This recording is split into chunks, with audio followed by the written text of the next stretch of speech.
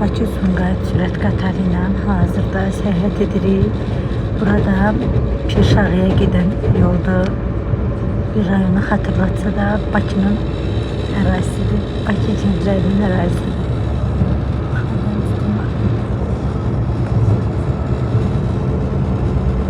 Çox qəşəng otlaq şeydir, əkin sahəsi əslində.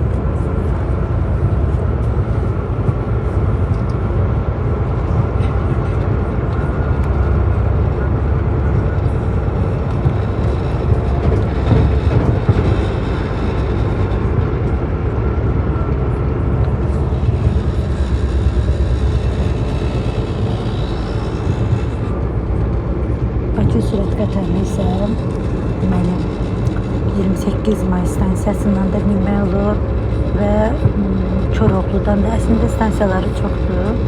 Amma əsasən 28-dən və Koroğlu metrosundan çıxıb Koroğlu stansiyasından binmək olur. Viza kartlar keçərlidir. Bir nəfər üçün hardasa 60-80 qəpik arasında dəyişir yol gediş haqqı.